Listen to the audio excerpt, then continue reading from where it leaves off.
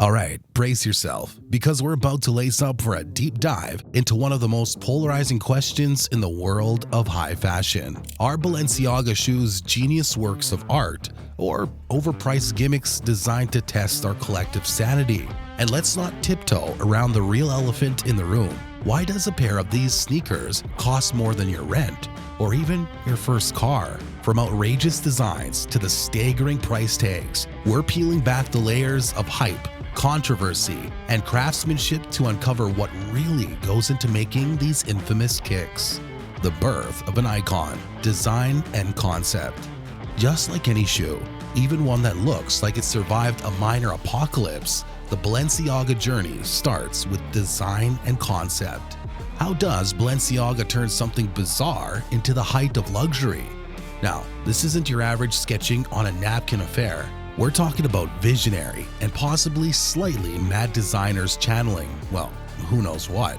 They're probably staring intensely at abstract sculptures, deconstructed architecture, or maybe just the particularly interesting looking bin bag and thinking, yeah, that's a shoe. It's all about pushing boundaries, challenging conventions, and creating something so outlandish that people either gasp in awe or scratch their heads in utter confusion. Sometimes both simultaneously. Forget focus groups. Balenciaga seemingly operates on pure, unadulterated creative impulse, often resulting in designs that are as intriguing as they are, well, let's just say unique. Material sourcing, only the finest. Once the design that will grace the feet of the fashionable elite or those with very deep pockets is finalized, it's time for material sourcing.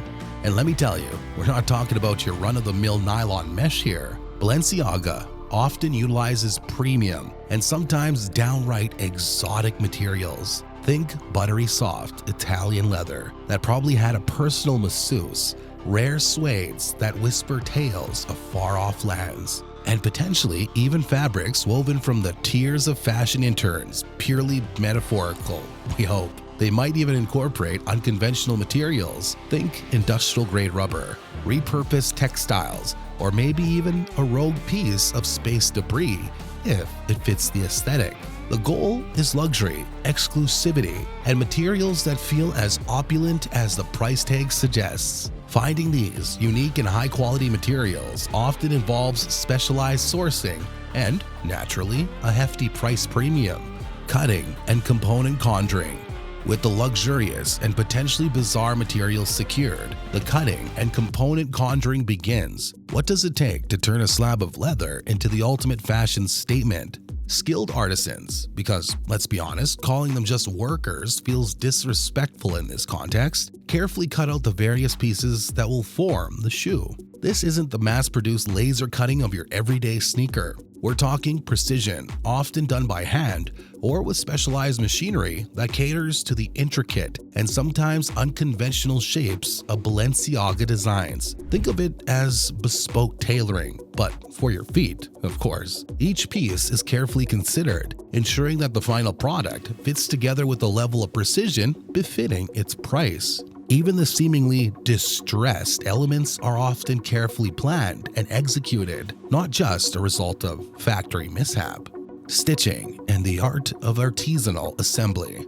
Next up, we enter the realm of stitching and the art of artisanal assembly. Now, while there will be sewing machines involved, the emphasis here is on craftsmanship. Highly skilled individuals who probably spent years honing their craft carefully stitch together the various components of the shoe. Think precise seams, reinforced stitching in crucial areas, because even outrageously expensive shoes need to, stay together, and an overall attention to detail that borders on obsessive. This isn't about churning out thousands of pairs an hour. It's about creating a carefully assembled product where every stitch is a testament to the brand's commitment to quality and, let's be real, justifying that price tag. Sometimes you might even find elements of hand stitching involved, further adding to the artisanal feel and the labor costs. Now, you've probably seen those Balenciaga shoes that look like they've wrestled a bear and lost. Scuffs, scrapes, strategically placed, damaged. It's all a part of the design, folks. And this isn't just a case of, oops, dropped it.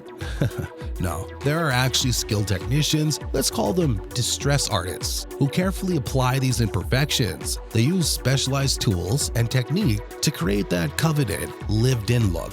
Think of it like aging wine or distressing furniture. It's a deliberate process designed to create a certain aesthetic, and it requires a surprising level of skill and artistry. So those scuffs, they're not a flaw, they're a feature with, a hefty price tag attached. Construction and shaping, molding the madness. With the upper taking shape, it's time for construction and shaping. This is where the shoe really starts to resemble the final product, even if that final product looks like it was designed on another planet. Specialized forms and techniques are used to mold the shoe into its distinctive silhouette. Whether it's chunky, oversized sneaker, or something more avant-garde, this stage ensures the shoe maintains its intended shape and structure. Think of it like a sculptor carefully shaping clay, but the clay is expensive leather, and the final sculpture costs more than your rent.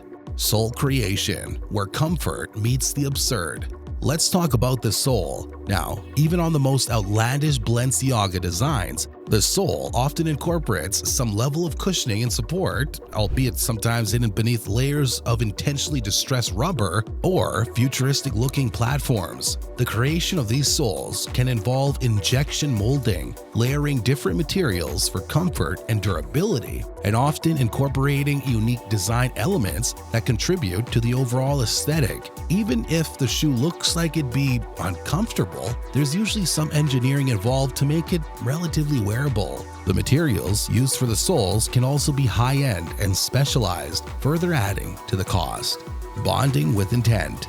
The bonding process, where the upper is attached to the sole, is a critical step, and you can bet they're not using your average craft glue here. High-strength, durable adhesives are employed to ensure a long-lasting bond. The process is often meticulous, involving precise application and pressure to create a seamless and secure connection. Even the glue they use is likely top of the line, contributing to the overall cost and quality of the shoe.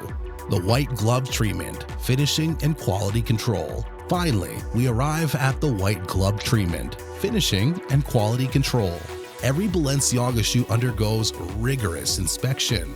Are the stitches perfect? Is the distressing just right? Yeah, these are standards for intentional damage. Are there any straight threads or imperfections that might detract from the luxury experience? Highly trained individuals carefully examine each pair, ensuring it meets the brand's exacting standards. This is where any minor imperfections are addressed, and the shoe receives its final polish or strategic scuffing, depending on the design. Packaging and the grand unveiling. And let's not forget the packaging. Balenciaga shoes don't just come in any old cardboard box. Expect sturdy, often branded packaging that adds to the sense of luxury and exclusivity. Think layers of tissue paper, perhaps a dust bag, and an overall presentation that makes you feel like you've just purchased a priceless artifact, which, in a way, you kind of have. So why the eye-watering price tag? Alright, let's go down to the brass tacks and answer the million-dollar question, or rather the several hundred to thousands of dollar question. Why exactly are Balenciaga shoes priced like they're made of spun gold and unicorn tears? Well, it's a bit of a cocktail of factors, really. First off, you're paying for some seriously top-notch materials. We're not talking about the stuff your average sneakers are made of. Balenciaga often sources incredibly premium leathers, sometimes rare and unusual fabrics, all contributing to a higher cost right off the bat. Then there's the sheer level of craftsmanship involved. These aren't mass-produced in a flash. Skilled artisans are carefully putting these shoes together, and that kind of expertise doesn't come cheap. Think of it like the difference between a fast food burger and a gourmet meal prepared by a Michelin-starred chef. You're paying for the skill and attention to detail. Of course, let's not forget the design itself. You're not just buying a shoe, you're buying into Balenciaga's particular brand of often avant-garde, sometimes outlandish, but always boundary-pushing aesthetic. That vision, as they say, has a price tag attached. But let's be honest here, a huge chunk of that price is the brand itself.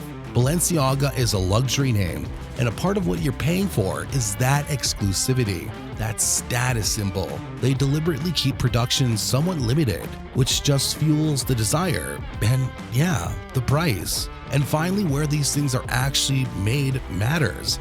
Often they're produced in countries with higher labor costs and stricter regulations, which naturally bumps up the final cost. So it's not just one single thing.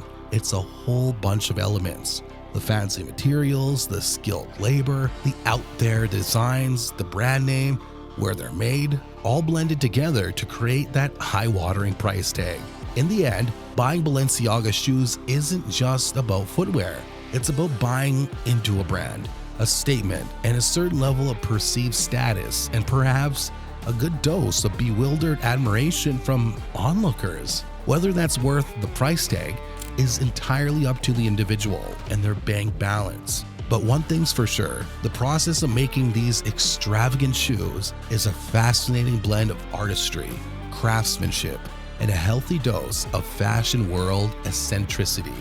Alright, after that whirlwind tour of high fashion footwear that could probably fund a small island nation, let's pivot, and I mean really pivot, to something that's a little more hydrating and a lot less likely to require a small loan. We're talking about a prime hydration drink. Forget those carefully stitched leathers. We're diving into the world of flavored water, electrolytes, and the industrial magic that turns vats of ingredients into those brightly colored bottles flying off the shelves. And let's be real, you can't talk about Prime without mentioning the masterminds behind this hydration phenomena, the internet's dynamic duo, KSI and Logan Paul. These guys didn't just stumble into the beverage industry, they cannonballed in with the force of 1,000 viral videos. But what exactly goes into making a drink that's as much a viral sensation as it is a hydration solution?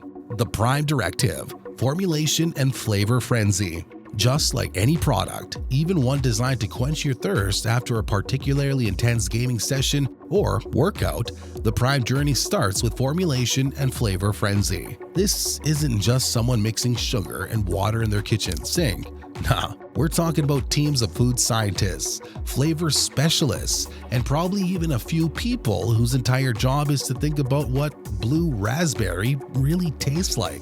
They're experimenting with different combinations of electrolytes, vitamins, sweeteners, both natural and artificial, depending on the formulation, and those all-important flavors that make each Prime variety distinct. Think of it as a culinary lab, where beakers and test tubes have been replaced by giant stainless steel vats and sophisticated blending equipment. The goal is to create a drink that not only hydrates, but also tastes appealing enough to keep people coming back for more. And let's be honest, fuels countless TikTok taste tests.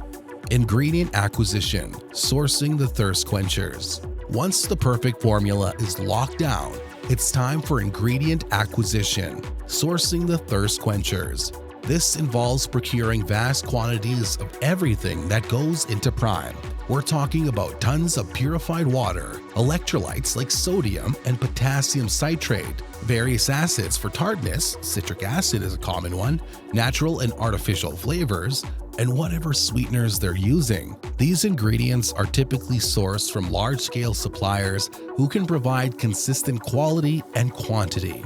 Imagine giant tankers of purified water being delivered, mountains of powdered electrolytes, and vats of concentrated flavorings that smell intensely of, well, whatever Prime flavor we're talking about.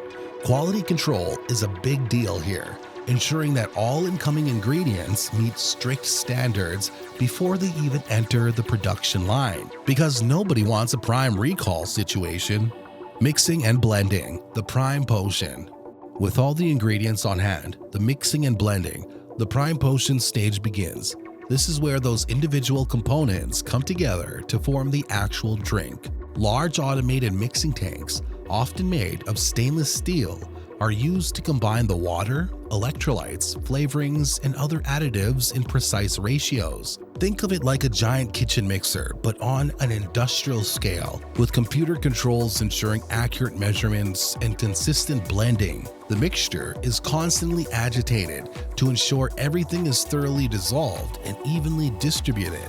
This stage is crucial for ensuring the final product has the correct taste, electrolyte balance, and overall consistency. So it actually tastes like Prime and not just vaguely flavored water. Did you know every bottle of Prime undergoes a process that dates back over 150 years? Well, here's how it works. Pasteurization and preservation, banishing the bad stuff. To ensure the safety and shelf life of the drink, the mixture typically undergoes pasteurization and preservation, banishing bad stuff. Pasteurization involves heating the liquid to a specific temperature for a set period to kill any harmful bacteria or microorganisms that might be present. Think of it like a giant sterilization process for beverages. After pasteurization, the drink is rapidly cooled to prevent further microbial growth. Preservatives might also be added at this stage depending on the specific formulation to further extend shelf life and maintain the drink's quality over time, because nobody wants their Prime going rogue in the fridge.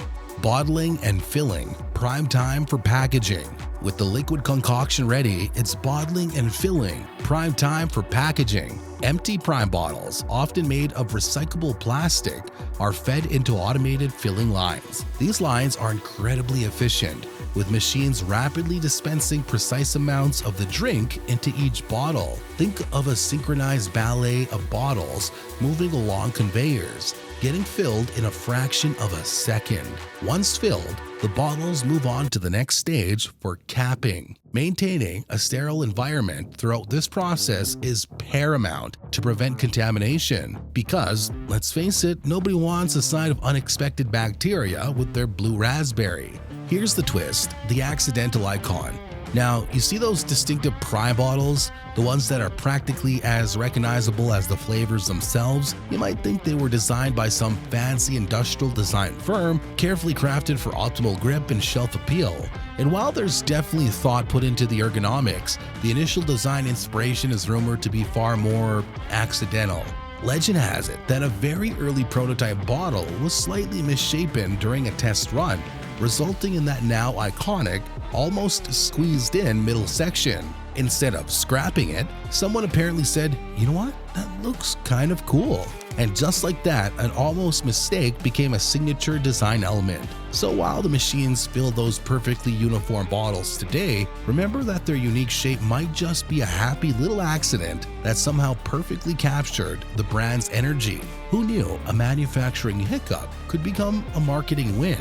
Capping and sealing, locking in the refreshment. Immediately after filling, the bottles move to the capping and sealing, locking in the refreshment station. Here, caps are automatically applied and tightened onto the bottles, creating an airtight seal. This seal is crucial for maintaining the drink's carbonation if applicable, preventing leaks, and ensuring product freshness. Sophisticated machinery ensures that each cap is properly applied and secured. Quality checks are often performed to ensure there are no faulty seals, preventing any Prime geysers in transit. The wild marketing ride, hype and hunt. Before we talk more about the factory, we need to talk about Prime's marketing, which is less a strategy and more a full-blown internet-fueled frenzy. Remember those limited edition drops that caused actual stampedes? That's Prime in a nutshell. It's a masterful play on scarcity, hype, and the power of social media. KSI and Logan Paul have turned finding a bottle of Prime into something of a treasure hunt, and people are absolutely eating it up, or rather chugging it down. It's like Willy Wonka, but instead of golden tickets, it's elusive bottles of tropical punch. This marketing madness, this deliberate creation of desire, is as much a part of the Prime manufacturing process as the bottling itself. Labeling and coding, the mark of Prime. Back in the factory, with the bottles filled and capped, it's time for labeling and coding, the mark of Prime. Automated labeling machines swiftly apply the iconic Prime labels to the bottles. These labels contain crucial information like the product name, flavor, nutritional information, ingredients list, and barcode. Coding, such as expiration dates and batch numbers, is also applied at this stage, allowing for traceability and inventory management. Again, precision is key to ensure the labels are applied correctly and legibly, so you know exactly what flavor you're risking your taste buds on. Packaging and palletizing, ready for the thirsty masses. Finally, the finished bottles are grouped and packaged into cases or cartons, ready for distribution. This is the packaging and palletizing, ready for the thirsty masses phase. Automated machinery often handles this process, arranging the bottles into neat rows and layers within the packaging. The package cases are then stacked onto pallets, often using robotic palletizers, ready to be loaded onto trucks and shipped out to stores and distributors, fulfilling the seemingly insatiable demand for Prime. It's a logistical marvel, moving from raw ingredients to those brightly colored bottles, practically flying off the shelves, often thanks to a strategically placed tweet from one of the founders. So there you have it, the journey of a Prime hydration drink, from the initial flavor brainstorming by a team likely fueled by energy drinks themselves, to that brightly colored bottle you finally managed to snag after checking 7 different stores. It's a fascinating blend of food science, industrial engineering, and a dash of internet celebrity magic. And, well, a whole lot of understanding what the next generation of beverage consumers are craving, even if it means creating a nationwide scavenger hunt in the process. It might not have the handcrafted leather of a Balenciaga sneaker, but the sheer scale and efficiency of producing millions of these thirst quenchers, driven by a marketing strategy that's as wild as the flavors themselves, is a manufacturing marvel in its own right. So how do you feel about the video? Let us know in the comments, subscribe for more amazing content, and share it with your friends. Also, don't forget to check out other videos on our channel. You surely won't regret it. Thanks for watching.